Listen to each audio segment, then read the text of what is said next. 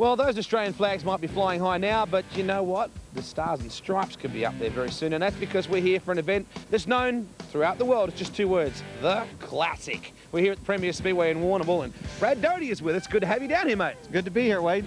The best of the best are down here in Warrnambool once again. We got some of the best in the U.S. here as well.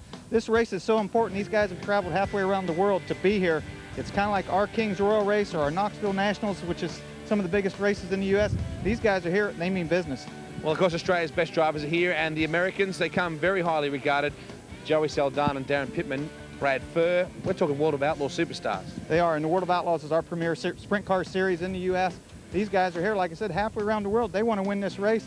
Joey Saldana's been fast. Daryn Pittman's been awesome fast. So it's anybody's game. A lot of the Aussies here that they don't want a U.S. driver coming in and beating them in their own turf. So you know they're going to have their elbows up. You know what, the interesting part about this race, one of the many interesting parts, apart from the fact it pays $20,000 to win, is the fact that it's a qualifying race for the Kelly & Associates America-Australia Challenge back at Knoxville. Yeah, it's an event that runs on Friday night during our Knoxville Nationals. It's a 4-day event, and that Kelly race runs on Friday night. So again, that's another incentive for our American drivers to come all the way down here. It qualifies them for that race. Well, a lot of people know Brad Doty these days as an announcer, but he was one of the very best sprint car drivers getting around. Some 20 years ago, he was going by guys like Doug Wolfgang, Steve Kinzer, Sammy Swindell, Jack Hordenchild, and all the big guns. This is him blazing around Eldora Speedway. Just a young man from Pennsylvania going on to win a feature event. Yes, but now, here comes Doty. Doty got underneath Ronnie Schumann. Schumann got up against the fence a little bit too much. Now he's coming back at him down low, but Doty holds it down off of turn 4. A new leader. The man could stand on the gas, and these days, as his book is named, he's still wide open. Let's take a look at the honour roll now with the Grand Annual Classic. Well, Brad Doty hasn't won it, but who knows, he might have had he continued to race. Brooke, Tatnell, Danny Smith, Trevor Green, Skip Jackson, Brooke again, Lasowski, Donny Schatz. The last 2 years in a row, Donny Schatz has been pretty well unstoppable around this place. Garry Rush has the record for the most amount of Classic wins. Danny Smith shadows him. Donny Schatz is the man they're chasing as we go into this weekend. What does winning another Classic mean to you? Oh, it's just to win the Classic period one time is just awesome. But, you know, to win it 3 times in a row would be something that'd be absolutely awesome. But you never count your chickens till your eggs hatch. No, I've run 18 Classics feature events, qualified for all but 2. One I was hurt and one I missed. And I've been on the podium 11 times, so I have nothing to complain about. And won more than a few? Yeah, there's only one guy that's won more than me, Garry Rush, and the Master Blaster. It'd be nice to equal his record. You know, coming to the Classic, you've got to be confident coming to this place. If you don't have confidence to come to Warrnambool, you may as well not even unload the truck. It's a place that can be very daunting, and the times that you try to hesitate around this place and be a little cautious is when you end up in trouble. It's much harder with the Americans here, isn't it? Oh, when we won, there was only like a few here. There was 3. There was Randy Hannigan and there was a few others. And Randy's an excellent driver. But these other guys that are here now, these are World of Outlaw competitors at 120 races a year. It's so difficult. Oh, it's a race I've been coming to since I was a kid, and you know, I'd obviously love to win it. It's got a lot of good names have won this race before, and I'd like to see mine there one day. A great job again by this man, Robbie Farr, to set quick time with a 10.938. You don't realise how fast that is.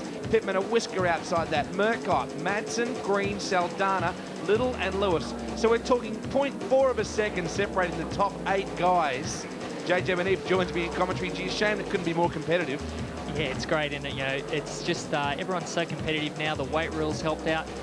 Unbelievable time trials. They're just so close these days.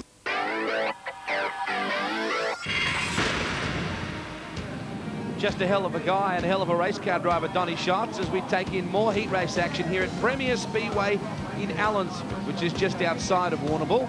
The Standard, great newspaper, presenting this heat race. Mark Smith and Paul Bastow, Gary Brazier and Danny Smith, Tony Bartlett and Peter Murphy, Luch Monty and Rob Rankin, back to Brad Furr, Mike Van Bremen and Kerry Madsen, also in the order. Huge crowd here, enjoying the 31st Annual Sprintcar Classic. As we get set for a start, Bastow on the outside of Smith. We are green. Bastow looking to make the run into turn 1 and 2, but Smith definitely got the better of that. Danny Smith there. Oh, Furr smacked the wall. Lucky, JJ. Yeah, lucky he slid up there and did hit the fence, but that might have done some damage to Brad Furr's race car, all the lightweight components in there. This great wall cam view, you can see there 3 wide.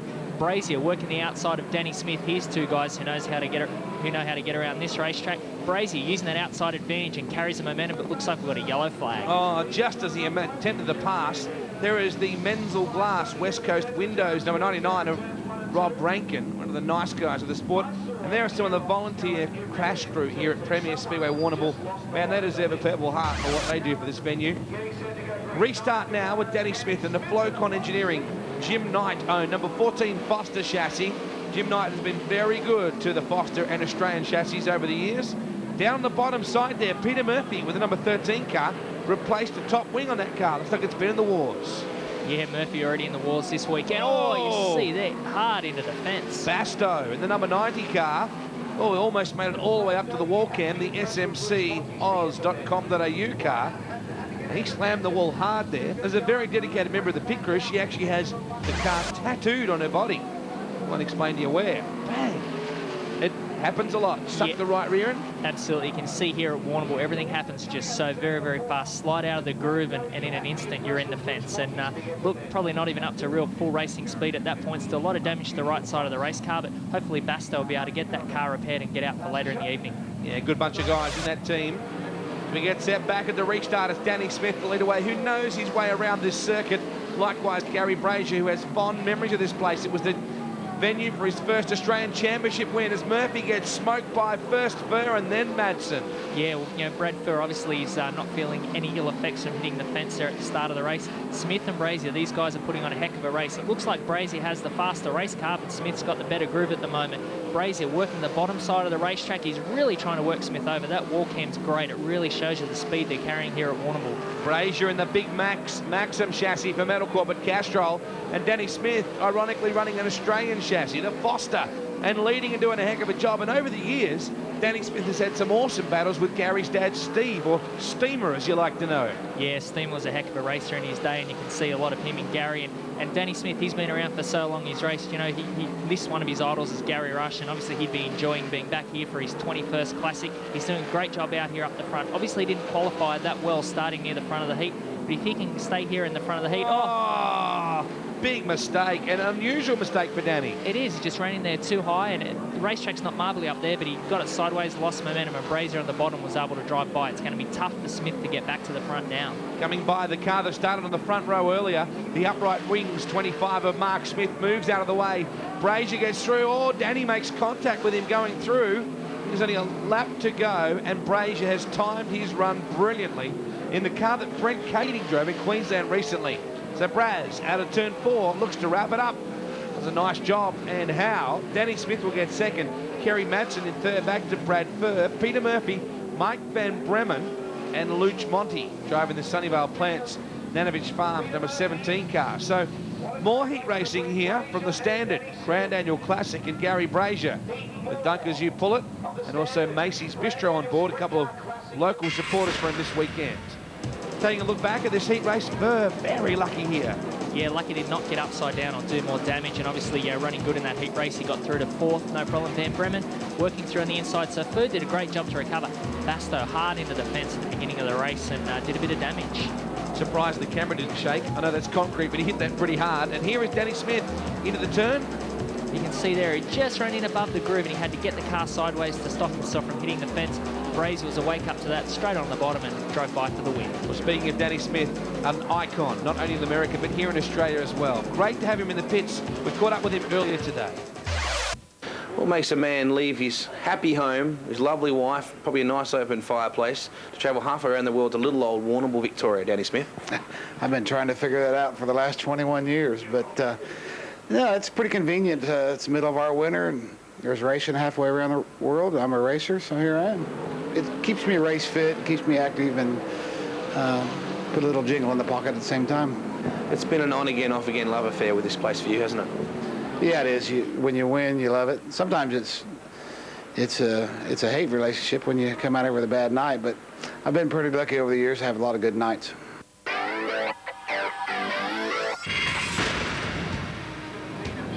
Back to the on-track stuff now, and Kurt Winker and PJ Chesson squaring off for the front row. A very big American contingent. One of the reasons why is the Kelly OEM Challenge, Knoxville vs Australia Challenge, is a big part of the Knoxville Nationals this year. If you race in this race, you qualify immediately for that. Winker and Chesson, Wright and Farr, Tunks, Johnson, Shirley and Mags, rounding out the 8. Tough heat.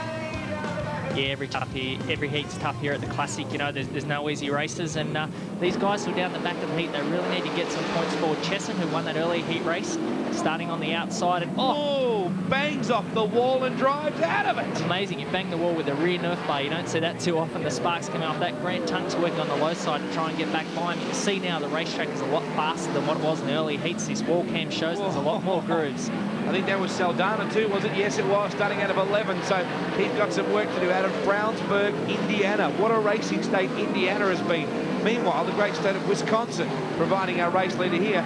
Kurt Winker doing a heck of a job. Back in second from Murray Bridge in South Australia, Darryl Wright. They flash past that camera position. Speeds are way up there now. Yeah, track's very, very fast. Surely. And guys aren't afraid to run up here against the fence. That's how you carry the most momentum and the most speed. But the racetrack is very tough to drive on at the moment. You can see right through the middle of the corners, there's some ruts and bumps, and the speed they're carrying, you don't want to hit those with the car sideways. You can flip over. It doesn't matter if you hit them sort of when the car's pointing straight, but you don't want to be sideways. Winker there running across the bottom of the racetrack, carrying a lot of momentum. Right white walls the right rear down the front straight. Oh, and Winker's gone. Into turn 2 all by himself. The car has bit in and flipped to Clifford Excavations number 30. We thought Darryl Wright was lucky to get out of it. Look at this, just the end of it then as Wright snuck through. Bad luck for Kurt. This track hasn't been overly kind to him in the last 2 classics. See Crash Crew there having a chat with him. One of the nice guys of racing too. Yeah, a great guy Kurt Winker is, and he's a real ambassador for the sport. You can see there on that close-up of the racetrack the ruts and bumps in the middle. That's what's making it tough with so much speed being carried at the moment. Darryl Wright is your leader as they go past our wall cam here. Troy Little sticking the tail right out then, and Shirley getting a bit of a run going around the outside of Joey Saldana. He'll remember that move. Tries it on Tunks coming back to the main straightaway. That Lucas Soares Maxim heading forward. Chesson in the second spot. Tunks down the bottom as Saldana starts to come on. So Andrew Shirley talking about it, walking the tightrope at this point. Yeah, running around the top of the racetrack, grazes the wall, and you know, him driving past Joey Saldana there. Not too many people have done that at all in Australia this year, so he can hang his hat on that one. But Tunks running around the bottom of the racetrack, keeping the car smooth and straight. He'll be tough to get past. Chesson just up ahead of them. Lap starting to dwindle in this heat race, and as you can see, it's right through the middle of the corner, and it's right through the middle of the corner. The 28 Murray Machining and Shed's car, the Eagle chassis of Darryl Wright. This is good equipment. He almost screwed up, then got it a bit loose. Chesson, likewise, lost that advantage. Yeah, I think Chesson saw he's got a bit of a shot there and ran it a bit too hard. You can see the car's bouncing around in the middle. This is really tough for the guys to drive. Last lap now. And again, Saldana bouncing off the fence. Chesson bouncing off the right rear as well. He's made the move on Tunks. Tunks just rolls around the bottom there, tries to keep it smooth, and you can see everyone getting out of shape. This is tough out there tonight. Darryl Wright hangs on to get the win. It's a cliffhanger further back. Wright takes the win over Chesson. Back to Tunks, Shirley, Saldana, Mags, and Little. Oh, that was a heck of a race. And as you said, it's starting to get Ride-'em Cowboy kind of stuff. As we take a look back here, this is amazing that Chesson drives out of that. Yeah, he'd spun himself out and the wall straightened him up there, and very lucky not to get upside down. Did a good job. Winker, just plain unlucky, running good in this heat, and the car's dug in and upside down. And here is your race winner, Darryl Wright, hanging on by his fingertips. And one of the guys who's seen every one of the Warrnambool Classics is Warrnambool announcer Stuart Owen, who is, as always, up there in the PA box and loving every minute of it. Bryony Ingerson is with him now. Stuart, you've been here for every one of those 31 Classics? Yes, Bryony, I've seen each one of those. One night it was my mother's 70th birthday, and I went there for an hour, and then I got out here to quarter to 9, but I haven't missed any. Now, what you don't know about sprint cars isn't worth knowing. You know all the statistics. Oh, well, not the real small one, but yes, the types of changes there have been over the years, and the motors and the sizes and those sort of things, yes. We've ranged from fuel-injected Holdens right up to the big V8s that they race today, the aluminium blocks and the new motors. And even I went over the program, and I think in the early days it was $1 Saturday night and $1.50 Sunday night, and if you bought the 2 tickets, it was $2, and the program was 20 cents. So that's just going back to the first one.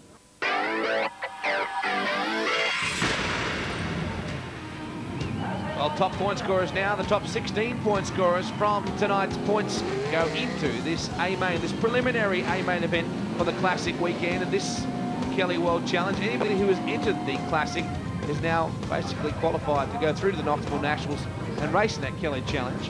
Robbie Farr and Brad Furr share the front row. Donny, Schatz and Max, Saldana and Pittman, Madsen and Bell. Gee, look at that. 5 Americans in the top 8. Yeah, guess who does this kind of stuff for a living? Rounding out the field, got Brooke Tatnell, David Murcott, Ian Lewis, Garry Brazier, Trevor Green, Troy Little, Andrew Shirley and Danny Smith got himself in the show. Only just snuck in that last spot, the Flowcon Engineering Foster chassis. Look at the crowd. Packed in, and this is not yet capacity. Tomorrow night for night 2, you can bet they'll be absolutely jammed in. They had to turn people away last year. As we get set to go green, Farr and Furr. This will be an interesting call. Whoa, Murcott right on the wall. Little with him as well. Schatz in trouble. He lost some ground there. Oh, Murcott. Oh, my goodness. Little rolls into the picture. Yeah, tough start there. Troy Little did a great job in the B and upside down in the first lap of the A. It's tough back there, isn't it? Murcott lucky not to go upside down, and Schatz also. And Schatz is what I think originally might have started that. Bell got a little bit out of shape then. He tagged with Murcott. He's up there for an eternity. And Little comes rolling into the picture, obviously trying to take evasive action as everyone in the crowd, the pack straight there, tries to get a better look. Yeah, and one of the other things I noticed there, Wade, was Brooke Tatnell bounced himself off the fence trying to miss that wreck as well. So Tatnell's crew will be working hard to fix any damage that he would have got there. And word from down the scene there as well is that the only thing that's really damaged with this car is the main wing. Remarkably enough, very little damage. As we go green once more, Donny Schatz is the man who would have been happiest with the restart. He now gets his spot back as Dumesny hammers around the top side. Max, it's a sea of Americans except for Robbie Farr at the pointy end. And Dumesny jammed in the middle. He'd be relishing this. Yeah, well, you know, he's still calling the hometown hero, even though he lives in New South Wales. He grew up around here. Schatz has got his car set very, very tight. You can see there really the car's got a push, and it was bicycling there at the start, so he'd be hoping the track's going to dry out towards the end of the feature race. Robbie Farr has checked out Schatz here working on the inside of Max Dumesny. His car's starting to come on already. Max with that outside move early, but Schatz drives back in there, doesn't leave Max Dumesny any room, and gets the spot back. Here comes Joey Saldana as well. Keep your eye on this guy. We often say to disregard Donny for the first 80% of the race because he'll be nowhere, and then the last 20% he comes right on as Saldana goes by in the Titan Garages car. This is actually a spare car of Trevor Green's with a motor, I believe it is owned by Parramatta City Raceway, so it's kind of a remarkable Bitzer combination. Yeah, crewed and looked after by Freddie Walsh and the Walsh Motorsports guys, and they've been unbeatable pretty much all year at Parramatta. So he'll be one to watch, and you know he'll be going forward as the race goes on. Meanwhile, Robbie Farr looks like he's got himself a heck of an advantage up front. He started on the front row, and he's got that car set up perfectly. Schatz, Saldana, there's Max Pittman in there as well. Oh, Robbie Farr has flipped. I cannot believe it. He's been absolutely storming around this place. And the Toyota Genuine Parts #2 Avenger laying there in crumpled ruins. Man, he had a huge lead up. Yeah, he was a long way in the lead. I don't know whether he's got into a lap car or flipped all by himself, but it's a tough break for Robbie Farr. See the wing moving there a little bit. I think Robbie considering getting out. Crash crew over there to find out what happened. We only caught the very end of it, but he was pushing hard up on the top, and look what's happened. Yeah, it looks like there's no lap cars in the way. It looks like Robbie Farr has got in there and got upside down all by himself. You can see that he's dirty on himself. He knows he's really made a big error there. He had this race shot to bits, even though it was early stages. He was just checking out. Tough break for Robbie Farr, one of the guys who was, you know, one of the favourites going into this race. Now, Trevor Green's car has burst into flames, meanwhile, in the infield. They've just put it out down there, so there's all sorts of things going on here. Talk about drama. Yeah, I think it's a fuel leak or something on the floor. Yeah, so you can see the fuel there was coming out behind the tank, and lucky it happened during the yellow. The crash crew guys right there on the scene, they do an excellent job. Brad Furr now in the lead, Schatz, Saldana. Look at these top 3 guys. Max Dumesny, our only Australian hope at the moment. Brazier always looking for something. Here comes Max Dumesny. He's going to try and get that move back. He's got to restore some Australian pride at the moment. A tidal wave of excitement starting to rocket around this place as Dumesny sets himself the task of tackling Uncle Sam single-handedly as he comes off turn #2, going after Saldana. Here comes Max. As you said earlier, Warrnambool's favourite son. Oh, lost a little bit of ground there off 4. Yeah, he's trying hard. You know, Saldana's running around the bottom of the racetrack. Max has to go somewhere else. He's working on that outside groove. He's carrying the momentum. At the moment, it's working okay for him. Maybe later in the race it'll be where to go. Oh, Max goes too high then, and Pittman slides under him. Almost. Pittman now, he's going forward. Remember, he dropped one of those heat races, so still doing a good job to be up this close to the front of the A. Look at this for a battle here. This could be a World of Outlaw main right here. You've got Furr leading from Schatz. Back there in 3rd to Saldana, back in 4th. it's Pittman. So what, top 4, all of them front runners with the World of Outlaws. Yeah, it just really shows you these guys who race professionally with the World of Outlaws, they're just unbelievable racers. They can come in anyone's backyard and do good. Saldana, so much confidence there, run up against the wall, the speeds they're doing here at Warrnambool, amazing stuff. It's great to see. Look at the crowd, they're getting value for money tonight. Schatz right down the bottom, trying to haul in Brad Furr. Furr's got this thing locked down at the moment, the San Mina. Number 2, Schatz goes a little high here, gives Saldana a bit of a look. So at the moment it's a Californian leading someone from North Dakota, back then to someone from Indiana. We then go back to Oklahoma, finally Nullawarra, Victoria. Yeah, it's good to see a familiar name in there somewhere for the fans here, but Saldana is really working shots over. We thought his car had come on later in the race. See there, Saldana hit the cushion very hard and lost a lot of speed. You've got to be careful. Even these guys who are absolute professionals, sometimes they can get in a bit of trouble. Pittman, I think he's a real quiet achiever in sprint car racing. He just comes on as the races go on. He just gets better and better, and he'll be a guy to watch as his race unfolds as well. Remember, he had a disappointing heat earlier where he was unable to finish with 2 restarts causes, basically. And here it's Furr. He's having a great run here. Van Bremen down just ahead of him. He's going a lap down, probably in a lap or so. Look at Schatz starting to close in. We've talked about it so many times, how Donny looks like he might be out to lunch. And all of a sudden, in he comes. Oh, Van Bremen down the bottom on the smooth part of the track. Held him up just a touch there. Yeah, the way this racetrack is, lap traffic is going to play a big, big role. You see there that Furr was lucky to get by Van Bremen and it really boxed Schatz in.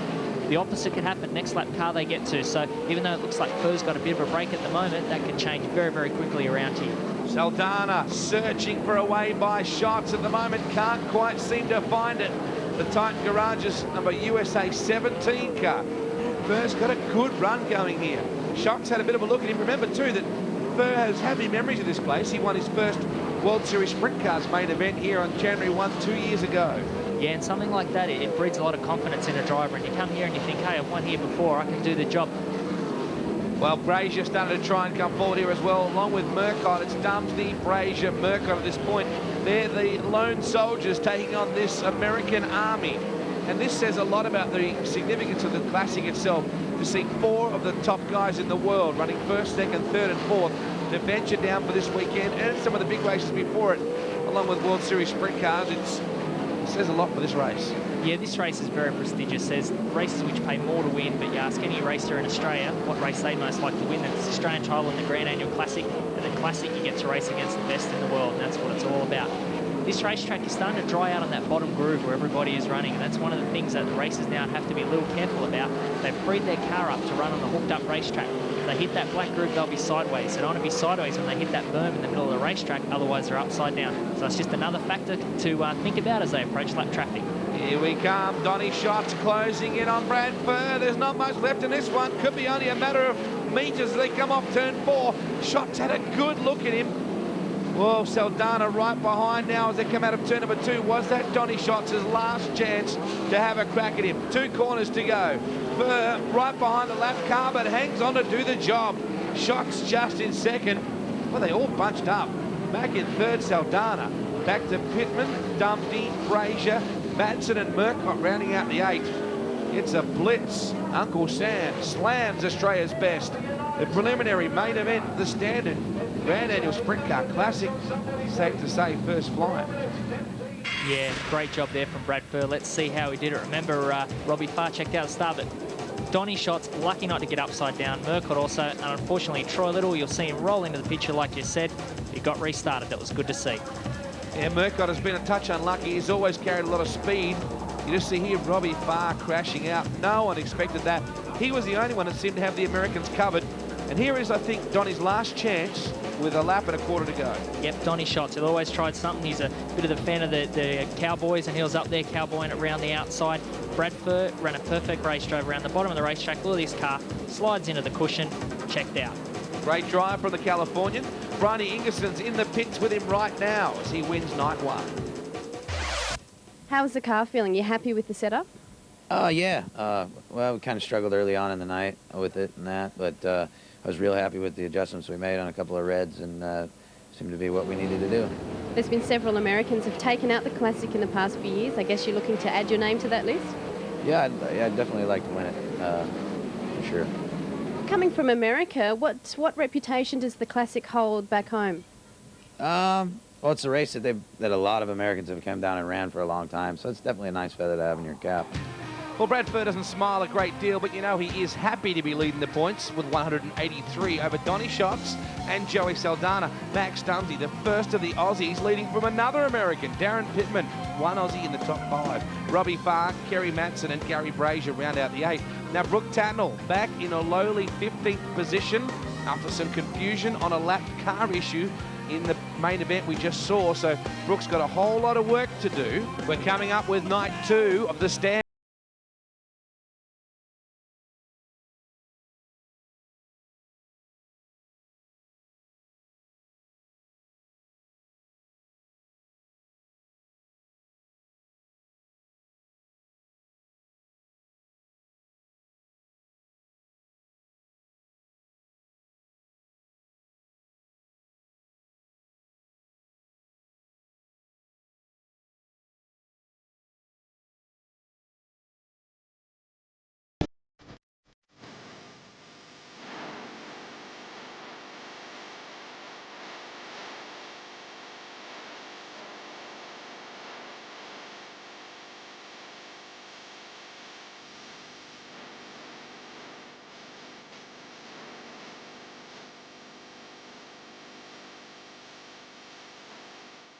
What a difference 24 hours makes. Yesterday here at Premier Speedway, it's 42 degrees in the shade.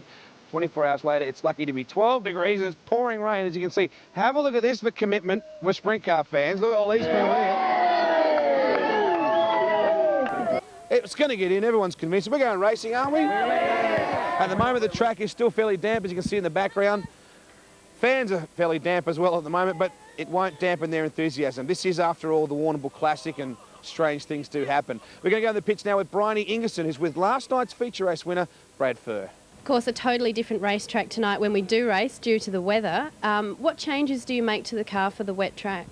Well, we've already been working a bit on tires. We're going to stagger up a bit, and I'm sure we'll put some bar split in it and that, and away she goes. Well, as you can see, you can still hoe into the creature comforts of home. I'm here with the Dowie family from Colac, and as you can see, we've still got the cheese and tomato sangers. We've still got a cup of coffee. If you don't mind, I'll have white and 2. Thanks very much. As you can see, it's still pretty well persisting down here, but these race fans are staunch and they're here to see a sprint car race. Track is going to take a little bit of time to come in, I'm sure.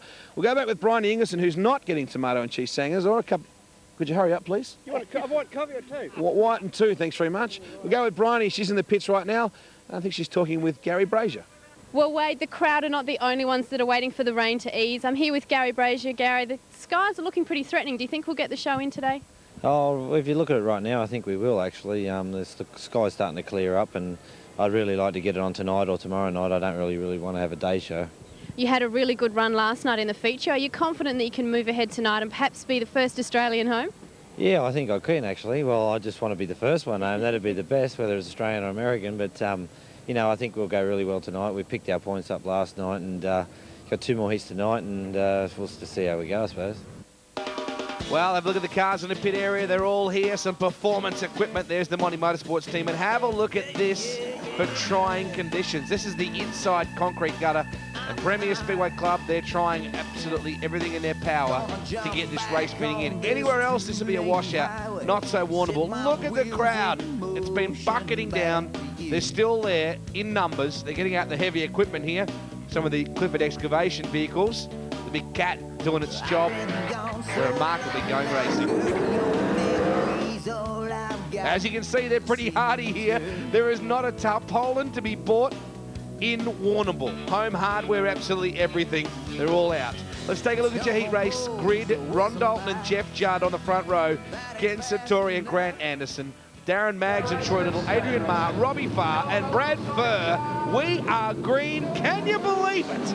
Look at the weather and we're still going racing. Judd leads away as they squeeze up against our wall cam. Beautiful. The sun's even shining in the background. Remarkable. Judd to lead from Ronnie Dalton as Ken Sartori takes off after him in that highway haulie as Maxim. A little bit further back to Marr, who's been pretty stout this weekend, considering his lack of experience around this circuit. Ronnie Dalton doing a good job in the Avenger to hold out a pair of Maxims in Ken Sartori and Daryn Maggs. Troy Little just squeezing by them. and also Robbie Farr. Satori sandwiched in the middle here of a couple of Victorians, just coming off his World Series rookie debut. Mags takes him on, a lot more experience around this place, and Satori, who loops it. Farr's got nowhere to go, and upside down goes the PWR Avenger. Well, that was an awkward rollover, to say the least. The wing has exploded. Satori just gets in a little hot up high. Car turns. Grand Anderson, a Houdini to miss. Farr tags him at an awkward point there, and looks to be a relatively harmless crash. Has done some damage. It comes down really hard there. That's sometimes the one that tends to hurt your back a little. Back at the restart, Jeff Judd in the Auto Pro number 11 car to lead away. Oh, Mags, big slide jump on the bottom, gets by Dalton to the King's Fiberglass. Number 7 of Daryn Mags going forward. He's backed by King's Fiberglass and Adelaide Truckley finishes for a couple of seasons now. Mags, he's in the second spot. Dalton in third.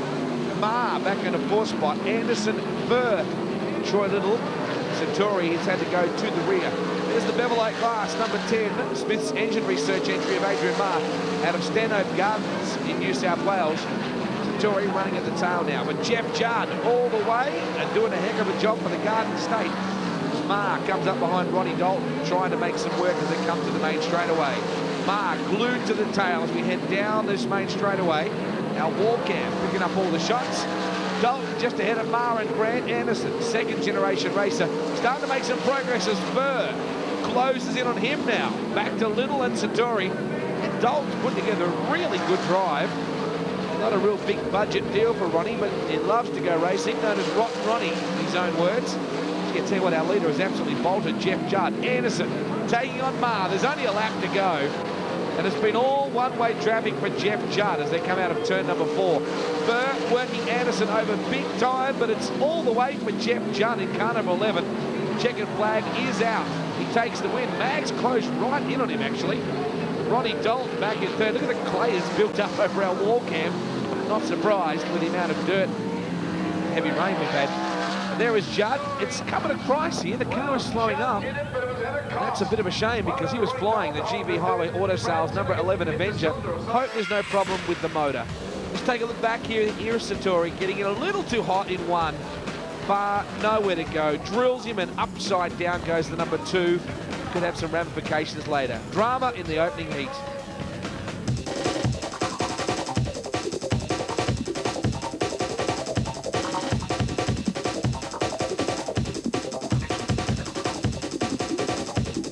How's your car and your equipment running? You've only been racing with them a couple of weeks now as opposed to the usual 2 months by the time you get to the Classic. Are you happy with the way the team's gelling? Yeah, it is. I mean, nothing's really changed. It's the same team. It's just a few less guys than what there has been in the past, and it's the same cars. And, you know, the only difference is the engine program's stepped up a bunch. Jeff Kendrick's, you know, got the latest, greatest cylinder head package and all that stuff. So it's the motor actually runs too good, and we just got to step the car up to that pace. But tonight's the last chance for us to do it, so hopefully it works. Warrnambool, how do you find the place?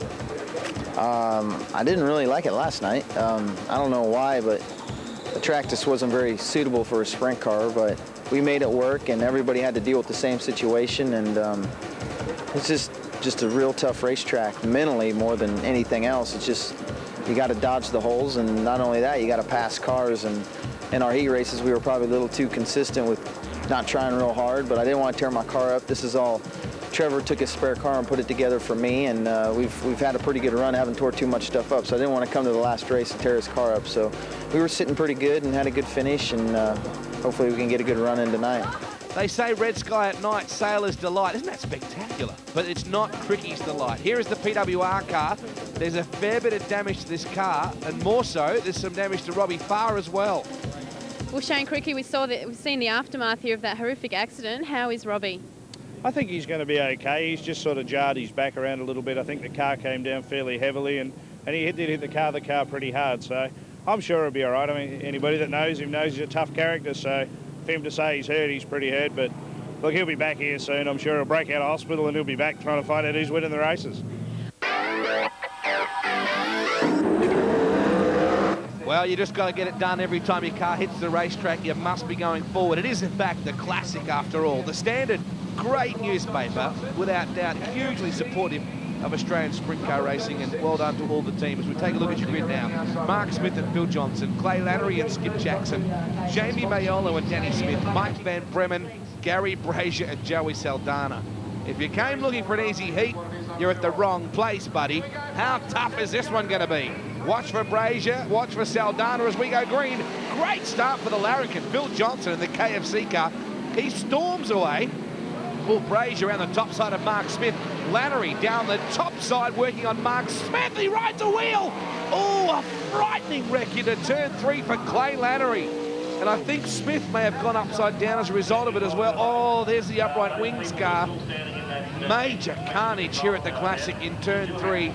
Lannery just seemed to hop over the wheel. Let's have a look at it. Lannery in the fluoro yellow car climbs over the front wheel. It flips Smith's car, and Lannery heads off on a wild barrage of flips, smashes the safety fence. The Gordon McDonald number 88 car lying in ruins up against the wall.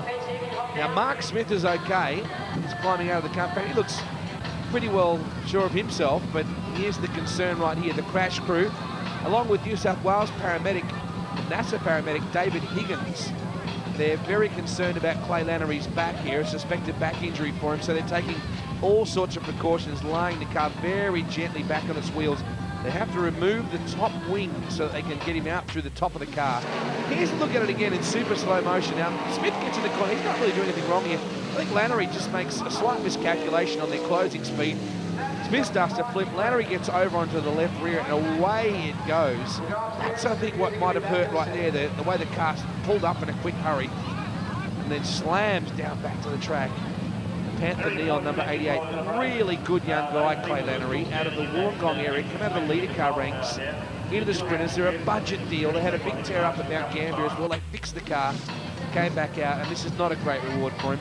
There is David Higgins, the paramedic, in the middle of your shot with the short, dark, curly hair. He's played an instrumental role here, along with the great Warrnambool crash crew. Clay is all right, suspected back injury. We'll give you an update on him later on as we go green at the restart now. Johnson to lead away from Jamie Maiolo, who's come up track and shifts the KFC car out of the way. Says, get your drumstick and your nuggets, get out of my way. Round the top side comes Garry Brazier. So Braz making his way forward, 3 wide off turn 4, goes by Smith and Saldana at the tail. So Phil Johnson, the KFC car, the man who has a lot to do with actually doing the maintenance around this speedway and building a lot of the improvements. And there have been some amazing improvements to the Premier Speedway over the last 6 months. Brazier hunting now for Mike Van Bremen's spot in the number 6 car as they go into turn 3. Brazier, no fear at all, runs back to the top side, hunting for that number 6. The DNF Racing Products Foster. Here is Jono meanwhile. Got the KFC car wound up as he comes back to the main straightaway in second. One of the likeable larrikins of the game. Skip Jackson starting to close in. You can see the track is still pretty fresh, and let me tell you, that is not surprising. It's rained since last night and basically all day. Maiolo out in front by a country Maiolo, you might say. The EDP Packaging Systems, Osquip Industries Eagle, being crewed by Steve Melville and also by the moth, Tim Gleeson, who grew up in this area. And word would have it, he's pretty keen to live back there at some stage in his life. Skip Jackson trying to run him down. The brakes glowing red hot on that Metal Corp Gibson Freight EWT Avenger. Skip starts to close in on Johnson. Back to Danny Smith, Garry Brazier and Joey Saldana. Talk about a talented little trio back there. And Jono's got a bit of a handful with this car. It's very tight, but it's still working well. Having said that, Skip Jackson starting to home in on him now. Here comes Jono, getting some good TV time. A real character, this guy. Loves to get right into his racing. There's only 1 lap to go, and Jamie Maiolo out of Mile Up in Western Australia doing a blinder of a job as he comes off turn 4 to wrap up the heat race. Big drive from the 99 car. Long way back to second. It should be Phil Johnson hanging on just over Skip Jackson. Back to Danny Smith, Garry Brazier, Joey Saldana and Mike Van Bremen. So Jono wipes the visor clear. He really didn't get much of a look at Jamie Maiolo. He took off and ran. There he is, the young fellow out of Mile Up, which is about half an hour north of Bunbury. We take a look at here at Lannery's spectacular ride. This is just frightening. Into the fence, hard, massive impact. Word coming through now that Clay is in fact okay, but going to hospital for observation. I have no idea he'll be back out racing at some point soon. Maiolo, great win. How's the track? It was pretty wet earlier on, but it seems to be coming real fast now.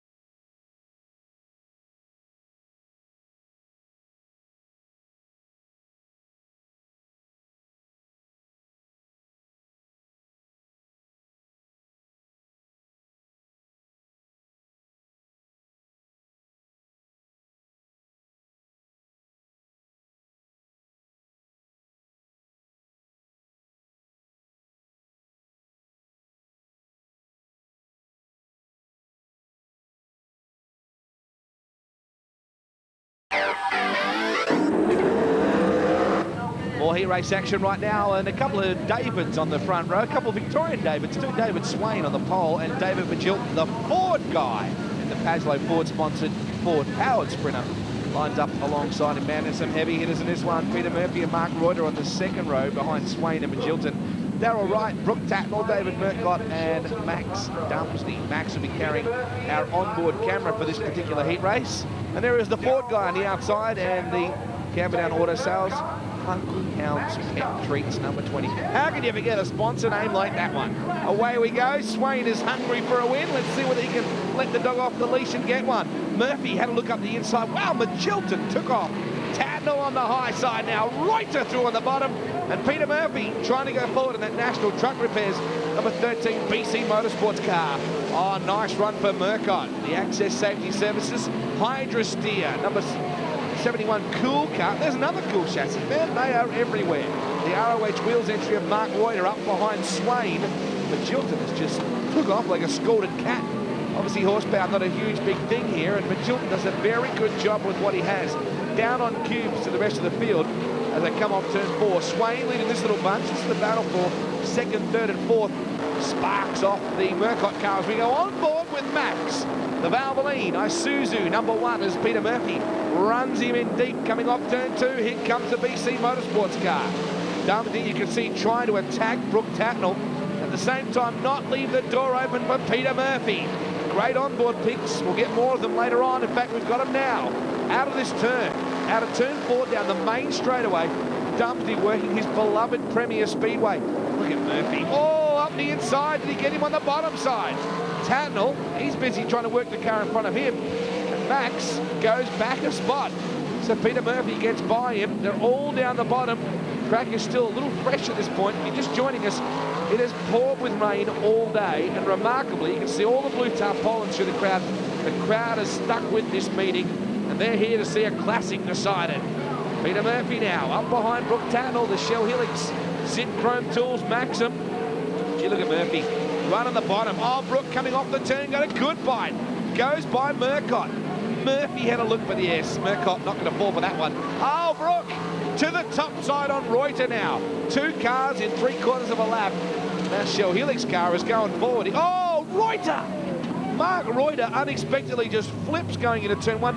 Now look at the tyre on that right rear. It's come right off the rim. As we take a look at this in slow motion, it looked like the wheel, almost like the tyre spun on the wheel or something. The beadlock that goes around that rim that holds the tyre onto the wheel, looks like it may have come loose on that car and just sheared off.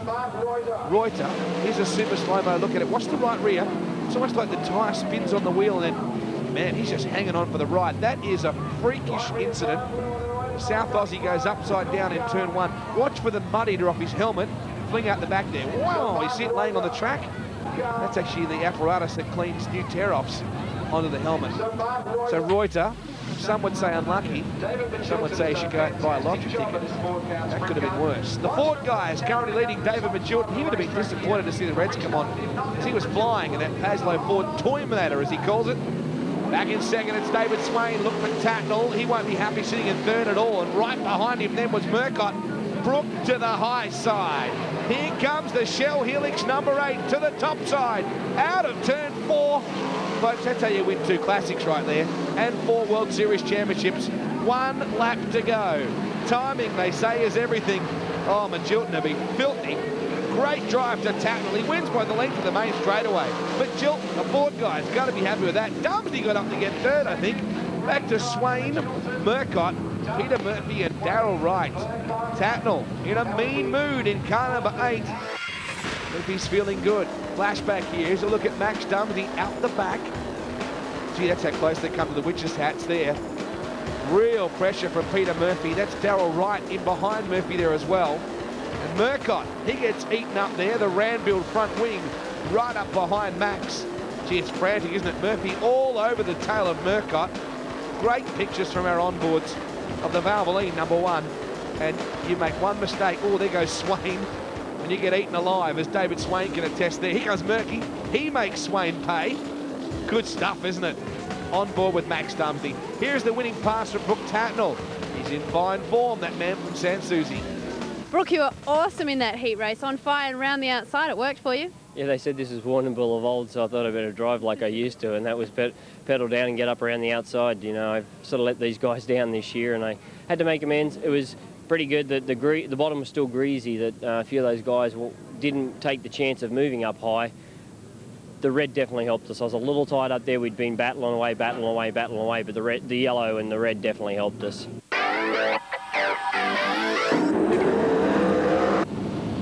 Everywhere you look, it's a different matchup, and it is fast cars trying to come from the back of the field. This one will be no different. Kerry, Madsen and Brad Furr, a couple of big names who are going to try and search for a way forward on this super fast racetrack. John Vogels and Ron Dalton share the front row with Daryl Hodges and Ken Santori, 3 and 4 respectively. Back to Andrew Shirley, Darren Maggs, Kerry Madsen, Adrian Marr and Brad Furr. Marr put in a blinder of a time trial. He's looked very good all weekend. The young Sydney side are hoping to go forward as we go green. And Vogels, oh, Hodges! How lucky was Daryl Hodges then not to go upside down? That could have been nasty. John Vogels, your leader in the Graham's Clinic Supplies car, but the yellows come on. That was very lucky indeed. Hodgie got right up on the left rear, and as we saw earlier on with Clay Lannery, that happens, you can flip wildly. There is the T to Green Learning School number 5. He's looking at it again. You just see here, it's Maggs gets a really good run across the front here and just turns right in on Hodges. I don't know if he was tapped behind perhaps or not, but with Furr, he was lucky too not to drill the wall. Those things can get nasty here at Warrnambool. The speed is ferocious. Away goes the total dairy service. Number 70 of Johnny Vogels. He cleans out. Right around the outside is Satori on Shirley. Make no mistake, they're doing well over 160 kilometres an hour around this place. The average is around 140. They come down the main straightaway. Furr to the top side. Madsen gets the bike fizz 29 up the inside there as well. Ken Satori in his second heat for the night. And I just saw him back in the background there. Jump on the brakes, the car turn right. As Satori works Dalton over. There is the brakes. Blowing almost white hot. The bike biz Yamaha, number 29 of Madsen. Dalton doing a good job. Back to Shirley, Madsen, Furr and Maggs. It's Ken Satori out of Kenwick in WA. Working Ronnie Dalton over out of Victoria. Certainly a contrasted racing experience. Ronnie, no spring chicken, but getting around him very nicely indeed. Shirley and Madsen got their dukes up at the moment. Shirley very much an improved racer, spending a lot of time at PCR. As you go into turn 1 and 2, here comes Satori, searching for a way to get some speed on Dalton. The track at this point is very fast in that you stand on the gas, if you're even a remotely good race car driver, you can hold your line and be an extremely big challenge to pass. And that's where everybody's at the moment. Everybody is fast. Dalton relishing his front row start, sitting in the second spot of Satori and Shirley. Johnny Vogels is cleared out. Shirley got a little bit high there in the Lucas Oils, number 95. He's had very good service from Lucas over the last few years, and he, in return, has offered good exposure in favour. Madsen closing in once more. Dalton's glued to the bottom. He is not getting off there. And why would he? The fast way at the moment is down the bottom. 1 to go, and Johnny Vogels is cleared out. There he goes. He's half a lap clear almost. A Graham's Cleaning Supplies. Number 70 car comes off the straightaway. Checkered flag is out.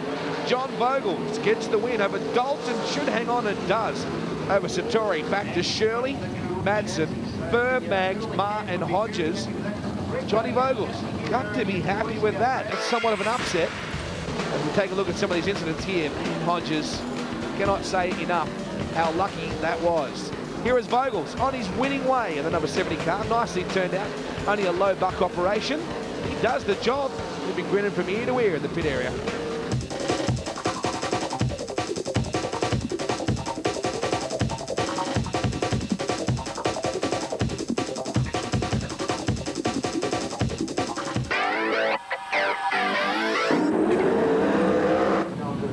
Heat race action now, and it's all getting down to the business end of the deal.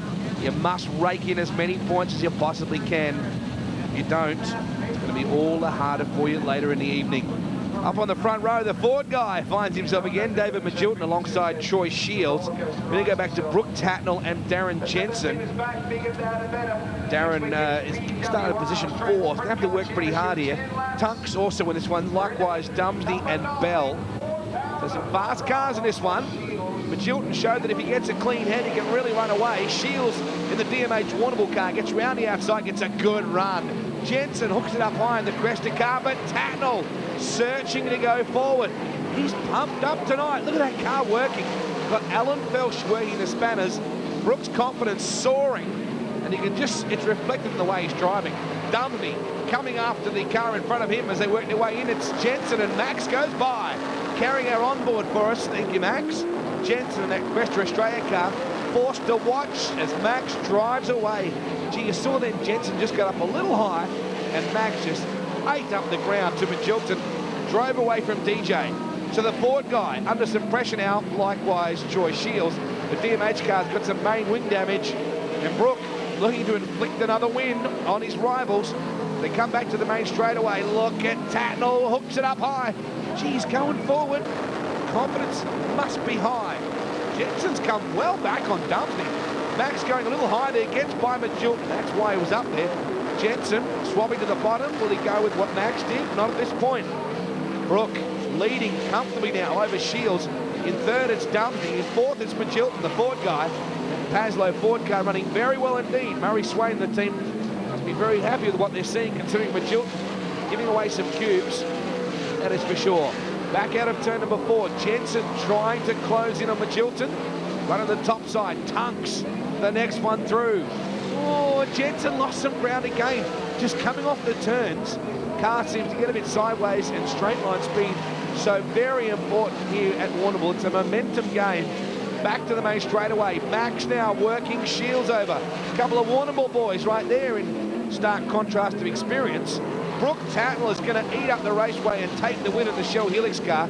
Shields should be able to hold on and just does the job narrowly over Dumesny. We go back to Magilton, Jensen, Tunks and Bell.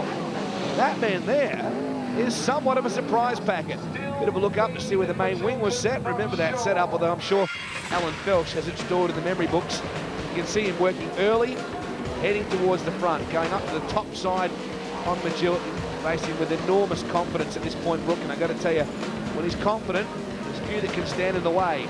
Just see everybody else down the bottom. That clearly illustrates Tatnell is prepared to search for a different option. Here is Max Dumesny. This will give you a bit of a look at the pits at Warrnambool. Driving all the way in. There's the next heat about to go out. Past the pit steward's box, past all the teams. Monty Motorsports team, Brad Furr turns left here, heads back almost towards the gate, back to the track where his transporter is. Thanks for the tour, Max. Well, after the disappointment of last night's feature race, 2 heat wins now, will that be enough to put you back into the A main? Yeah, it puts us back about outside front rows, so not a bad comeback. And this is Madsen.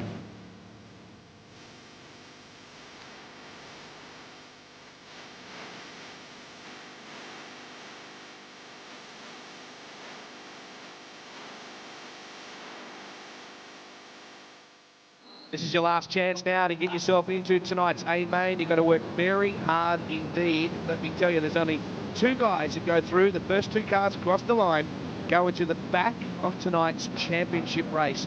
And look at the field. It's absolutely packed here at Premier Speedway. They have had to close the gates.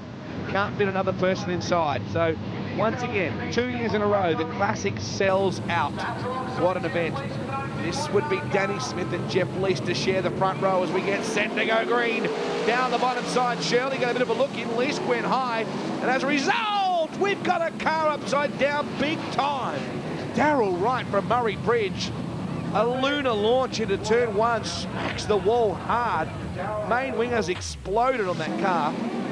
It's a hard impact here. The Murray Machining and Sheds, Caltex Haviland 28, laying on the track. Darryl had a really big wreck, not too dissimilar to that a couple of years ago at Warrnambool, same place. The first people over the scene was David Higgins, the paramedic, and he's now at the back of the car there with the green overalls on. And Darryl climbing out of the car himself. Let me tell you, a very nuggety competitor, very strong on the upper body. He's still at his bell run, I'm pretty sure of that, but well, the guys are going hard, and that's what can happen. As we get set to go green once more, Danny Smith and Jeff Lease. Lease got a whole lot better run into turn 1 this time. So into 1 and 2 we go. Barley a little bit further back in here with Grand Anderson. There is Danny Smith seeking to make another Classic main event appearance. Oh, there's someone flipping big time in 3 and 4. It's Magilton. The Ford guys come unstuck. And here's a look at it. Just upside down, appeared to be on his own. He slams back to earth. Shame for him. He was having a pretty good Classic. As we come back to another restart. Oh, what happened then? Was that Rankin? I think Tunks ran right into the back of him. Mag's involved as well. They all managed to rejoin the track, but as a result of it, yeah, Grant Tunks has got front wing damage. Now, let me tell you, that is not what you need. That will be messing with your mind, something shocking in the next few laps. Have I broken a shock? Is there anything else wrong? Oh, Danny Smith got a pearl of a run. Lease got spat out the back. Shirley got a really good start here. So, man, Lease has been to the front, to the back, to the front, now locked in the middle with all these restarts as he gets up a little high, and Grant Anderson coming back at him in the Beef Growers number 37, Rankin! Oh, and Mags has gone as well. There's cars flipping everywhere. Bits of race cars strewn all over the track. Rob Rankin bit one hard on the main straightaway. Now here is a look at it from the top. He just rode a wheel. I think it was Barley's car. In fact, it may have been a little bit further back in the order. The West Coast windows. Menzel Glass 99 just self-destructing into turn 1. Here's where he makes contact right here and starts to flip. Remarkable the way it flipped onto the left front, went over that way. Mags runs over a wheel of Grant Tunks, and he goes to the wall and starts flipping. And here is the end of nice guy Rob Rankin's car. Whoa! Bits of the race car go spewing off and actually hit Garry Rook's car then. The whole hub and front axle assembly breaking off that car. What a shame for Rankin. One of the good guys of the sport. As we go green again, at least get some respite. It's remarkable how many times a good luck, bad luck story for him. He's now in second. Danny Smith has been the most consistent out of all of it. He's led every one of them. As we come off turn 4, will we get a lap in? Looks like we may do this time. Shirley, Barley, they're all up right up on the wall. A packed house here at the Classic, thanks to the standard. Jeff Lease in the 92.9. Schatz Fremantle entry. Just over Andrew Shirley in third. Back to Grant Anderson in the 37. Now, bear in mind, only the first 2 cars across the line will go in tonight's A, and we got trouble again. Yellows are on. There's a car stuck up against the wall. It's Grant Tunks, the tool connection. RM Race Fuels John Boy chassis. Grant has had a pretty ordinary run on the B-Main to date. Oh, right up on the wall was Garry Rook. Occasionally someone gets brave enough to sneak up there. Danny Smith and the Flowcon Engineering, Jim Knight owned number 14, a Foster chassis. Danny was sitting at home in the snow, contemplating a year without having to go to Australia. Jim Knight rang, said, come on down and run my car, boy. So a wonderful gesture from the Knight family to put Danny in some very good equipment. Chad Kamenar normally in that car. Grand Anderson trying to close in on Shirley. Danny Smith is your leader. The man who's on the bubble at this point is Jeff Lease. He must hold on to that spot, or he's going to basically the trailer, but you have to watch the Classic as a spectator.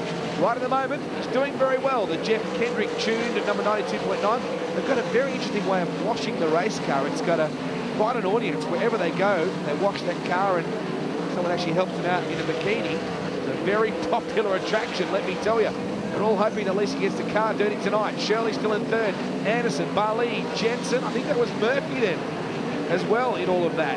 Try and check our way through and see what... Yes, it was.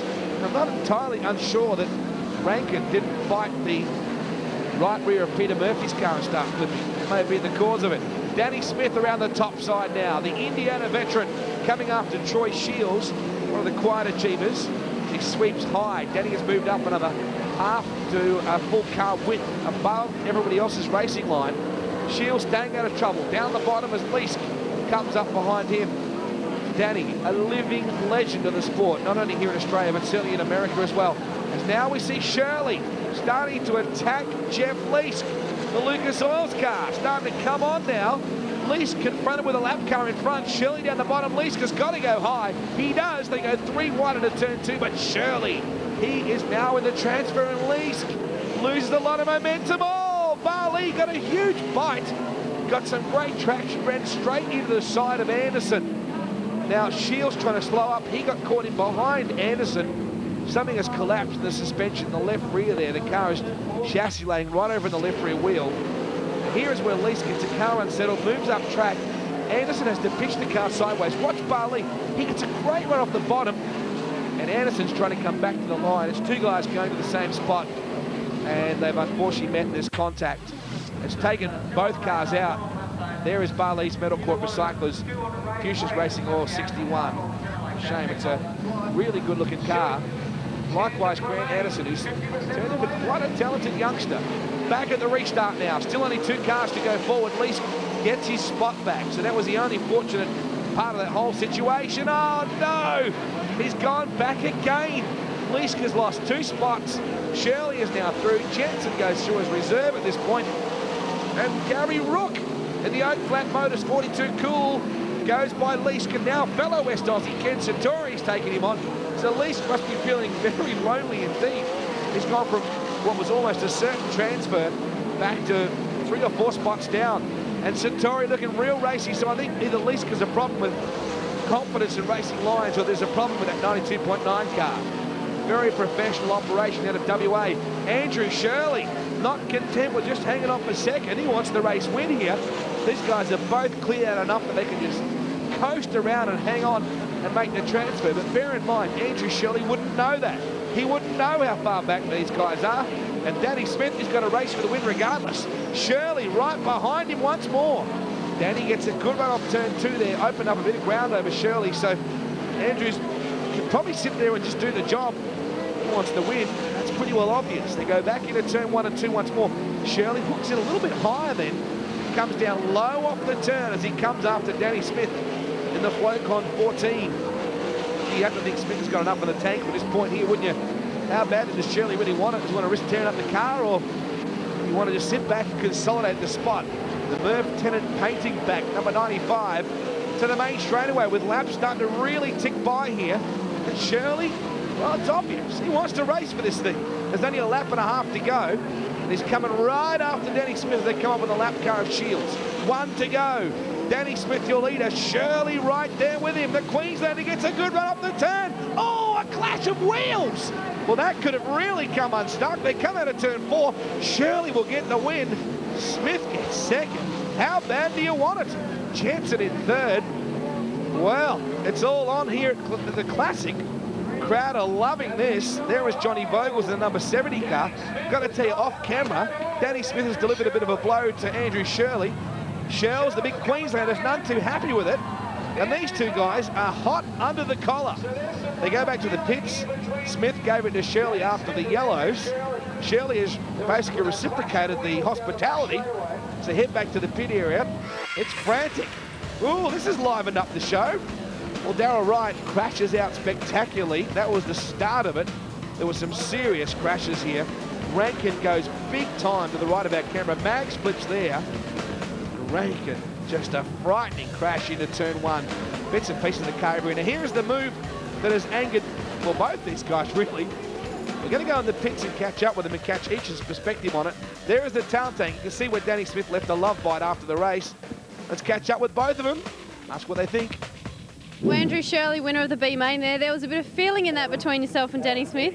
Yeah, there was. I mean, Danny was good at the start, but he seemed like he slowed a little bit. I lost a little bit of ground there at the end, and then caught him back up. I think he got tired. I mean, I guess that's part of getting old, and he doesn't like it. So, but anyway, we got the job done. We won the B. We moved on to the A. All we got to do is go forwards from there now. There's obviously some damage to the fuel tank caused by that little love tap, I guess, at the end from Danny Smith. Will you be able to race with the tank like as is? Yeah, it should be right. We'll fuel it up. I mean, it's got a bladder inside that, so it shouldn't be a drama. So we'll fuel it up and go out and run that A and see what happens. Hopefully we can put the Lucas Oils Maxim up the front. Good job. Thank you. Main thing of that B main was to get in the show, and Andrew had his head up his ass for the last couple of laps. All we had to do is finish 1-2. Didn't matter where we finished. About took us both out, so I'm just glad he didn't, and we're starting at the back, and it's going to be tough to pass. We're just going to have to hang on and finish.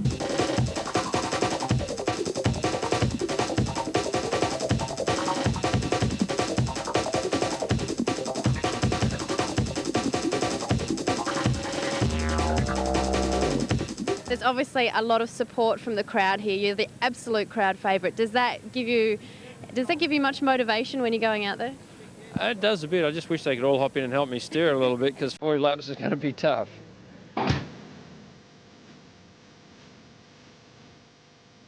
Well, this is it, folks. Your $20,000 to win the standard Grand Annual Sprintcar Classic. The standard, for those people who haven't been to Victoria, is the Warrnambool newspaper, and let me tell you, they support this sport like you wouldn't believe.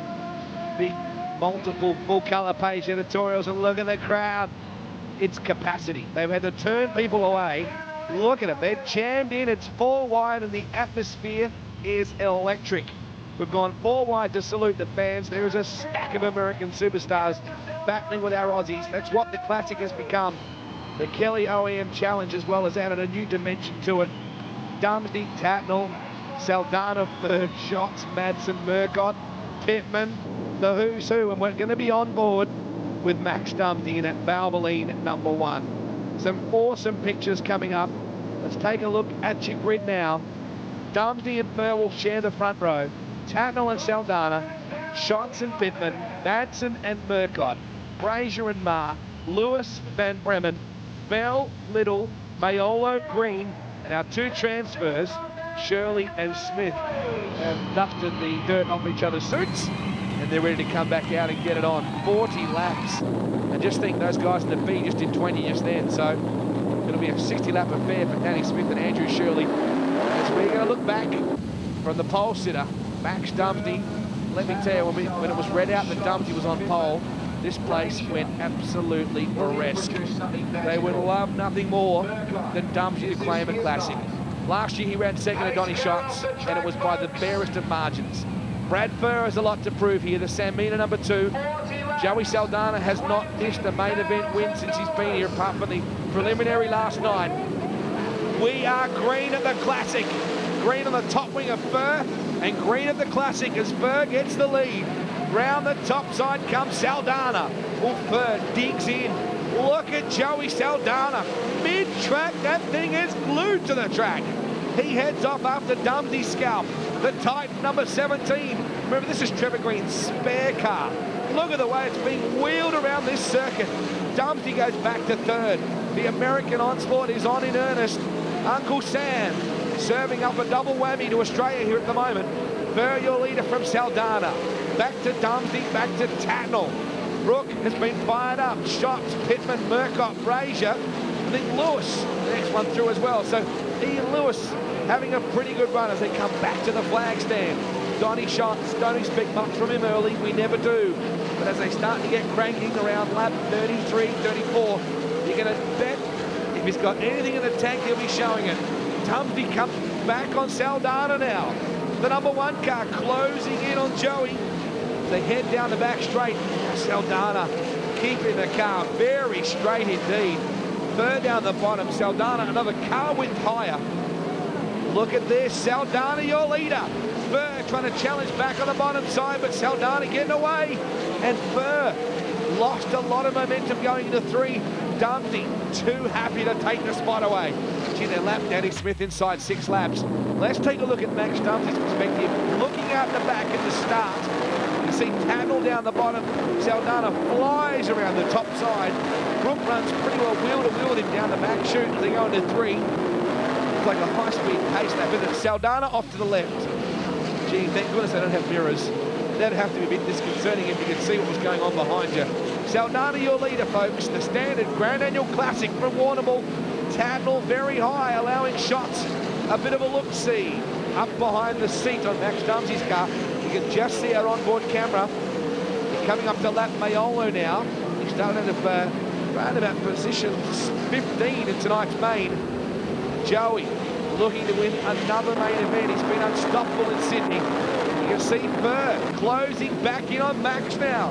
Dumesny to the high side on Mayolo, gets by cleanly. It's Malmoline, GKR Transport #1. Trevor Green is the next one to go a lap down. It's been a pretty tough classic for him, but he'd be happy to see Saldana go by in the car he owns. Dumesny, who knows this place like the back of his hand, has the entire crowd on his shoulders. As he said earlier, he was hoping that the crowd were in the car driving with him. Well, they might be pushing him along. Trevor Green, a lap down on Saldana. Max can't quite get by. Got to be careful, because Brooke Tatnell is right there. Brooke closing in. Dumesny now goes by Trevor Green on the high side. And Saldana is picking him up and putting him down in style, isn't he? Comes up behind Andrew Shirley now. Shirley trying to race for position with Mike van Bremen. Huge crowd. They are jammed in here. I would think almost 11,000 people. This new spectator area in front of the pit area has turned out very nicely. And they're jammed in there as well. Oh, Brad Furr! Huge crash in turn 2. The Sanmina #2 car. And look how windy it must be down there. The way that steam is pouring out of the car. Now, Dumesny coming in. Stephen Bell is already there. Crews will make whatever changes they can. Let's have a look here. 1 bounce, 2 bounces, and then, man, it digs in and away it goes. Just look at the steam pouring off that car. And Brad Furr, a spectacular end. He's been just flying. Back on board with Dumesny now. Tatnell glued to his tail as they go by the witch's hat. Brooke going to the high groove. Dumesny down to the bottom. And your leader, Joey Saldana, out of Brownsburg, Indiana. What a racing state Indiana has been. Of course, it's where Tony Stewart hails, the current Wisdom Cup champion from a little place called Rushville, Indiana. Pittsburgh, Indiana is basically named after Jeff Gordon. They call it his town these days. There's a lot of great talent that's come out of Indiana. They work their way down this main straightaway. The lap car's getting a reprieve, but only briefly. Off the back of the #1 car once more. Oh, he got a bike and Tatnell got him on the bottom. So Max is going to have to work very hard now. Brooke Tatnell coming forward. Oh, the yellows are on. It's Lewis in the 18 Radium Lighting Australia J&J. Well, I tell you, he won't be happy about that. Brooke Tatnell, Shell Hills #8, had just made a critical pass on Dumesny.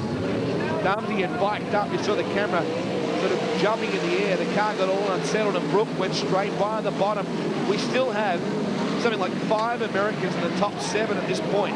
And importantly, the one who's leading is an American, that's for sure. Joey Saldana.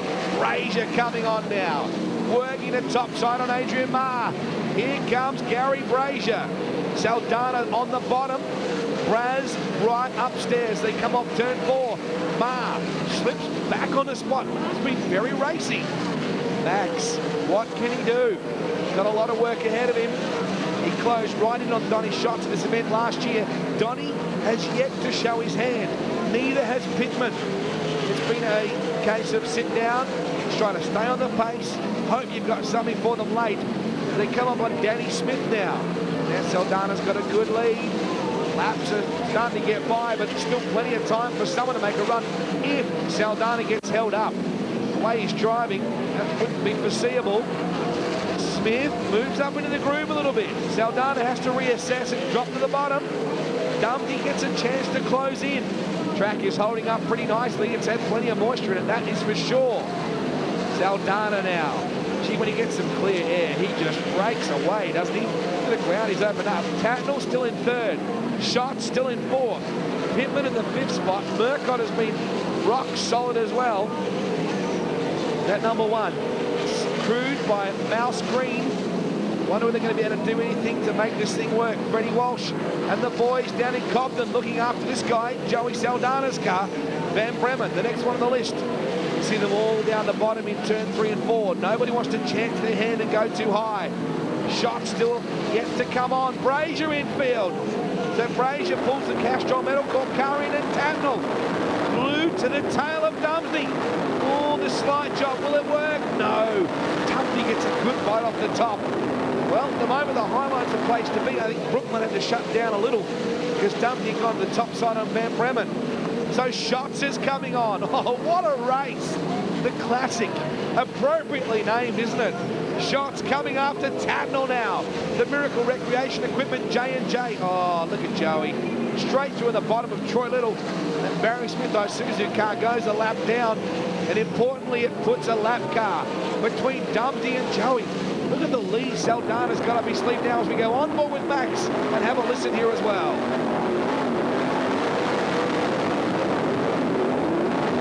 Brooke getting held up just a touch there by Little as he attempted the outside sweeper. Gotta love the sound of that number 1 car on the gas as it carries her on board. Tatnell got the main wing set fairly high on the Maxim this year. Running around in the top 3 position, would love to be a winner of the Classic. The 20 grand would come in handy to every one of these teams. Shirley, who came out of the B main in rather controversial circumstances in the end, obviously enjoyed a bit of biffo because he had plenty to say in the pit area. Pittman has not yet come on, and that Titan Garage is number 36. Glenno will be wondering what he can do with the car if there's a stoppage, just to give it that edge. Stephen Bell has been coming on, though. The Speedflow number 6 car. Billman Performance also car. Oh, Andrew Shirley flips the Lucas Oils Maxim in turn 3 and 4. Pops the visor up very early. Done a bit of damage. He's shortened the car up. He's got a very short wheelbase now, but just the snout and the tail tank have been shortened up as we look at this one more time. Got a bit of height. Flames belching out the exhaust. And Shirls takes an unexpected ride and vaults him out of the Classic. He climbs out, fairly tough customer, handles that pretty well. Quick wave to the fans, he's always good for that. Now here's drama. Joey Saldana has a flat right rear tyre. It's got a hole in it, and it's starting to go down. You can see Trevor Green kneeling at the tyre. They can't replace the tyre, they had to plug it. If you replace the tyre, you go to the rear. And Max praying that all they had in their pocket was a piece of chewing gum. Away we go. The tyre has been repaired. Dumesny in second, Tatnell in third. Shots in fourth. There's not many laps to go in this one, and Saldana now has to fight off the urge to slow up and look up that tyre. Tatnell coming right at Max. He's down the bottom. Saldana's on the high side. Brooke is also up there on the high groove as this Titan Garage is number 17. Storms away at the restart again. Tatnell, Shots, Pittman, back to Murcott. What's he going to do? The affable Aussie champ who walks on water around these parts. Almost had to today with the rain that was pouring in. Max gets a good bite on the bottom just there. Saldana, conscious he's got to keep the tyre plenty of heat in it, keep it pumped right up just by running laps, and he's really got to forget about it and just go hard. Pittman still yet to close right in. Saldana, who's dominated Parramatta and his experiences there, including the 50 grand to win show, now under pressure from Max. Dumesny closing in, just like he did last year. The crowd sensing that maybe there's something special around the corner here. Certainly anything can happen. There's only 2 laps to go. A crucial move from Saldana. He gets by Mayolo. Dumesny hauling him in. What a finish this will be. 1 to go. Saldana on the ropes. Dumesny closing in. What a race. Saldana pitches the corner off. Half a lap to go to hold on to $20,000. Saldana wins just over Dumesny. Back to Tatnell. Shots. Pittman, the next one through. Murcott and Adrian Marr. What a nail-biting finish. Saldana holds on. 2 deflating tyres in the end. Dumesny threw everything at him, but in the end, Joey Saldana wins the Classic, and Uncle Sam's winning streak continues. Well, congratulations, Joey Saldana. It's been a very successful tour down under this season. Yes, it's definitely. I've never expected this. I got to thank Trevor Green and Brian Healy with Parramatta Speedway. They did an excellent job preparing this car and getting it ready for us. And to have somebody just jump in it and run as good as we have, that's a credit to the team and the Walsh guys. So I'm just here having fun, and luckily we didn't crash tonight because the track was very demanding. And we got a good run there early and got to the lead and held on there. I had a flat there at the end, so I was pretty lucky to finish. Yeah, of course, a flat tyre with 8 laps to go. What was going through your mind on that last restart? Actually, as demanding as the track is, I was just pumped up wanting to race the racetrack. I wasn't really thinking about tires or nothing. So, you know, I was just running as hard as I could. I mean, I knew I was in trouble there at the end there because I couldn't go around and come off the corners very good because my tire going flat. But we held on. We won the race. It's over. I can go home, and everything's great. Yeah, it was close. Tried all I could. Joe's just too good. He's very good at it, and he does it year in, year out. I think he's a brilliant driver to come here and have the record he has. I think he didn't start a race, he didn't win, I don't think, in the features, so except for last night. But main events, he's won about everything he's in, and congratulations to him, he's done a great job. Yeah, considering where we stood last night and where we've been all year, you know, we really have struggled this year. So, you know, I said to the crew, I said, I'm not quitting yet. I said, but, you know, if we get by Max, we may have something for Joey a little bit later in traffic. But, you know, we couldn't get by Max. We got by him once the yellow came out. We just weren't good enough, you know, but I'm happy with tonight. You know, I walk away here knowing that we're fast. Once again, it's a classic race. That's why it's so appropriately named. Well, they've come from all over the compass to win this. In the end, it was Joey Saldana who stood tall. Thank you to JJ Monique, to Brad Doty, to Bryony Ingerson, and all the team down at Premier Speedway in Warrnambool. You know, they say you can't be in it for the money, you've got to satisfy your soul. So 20 grand does a whole lot of satisfying.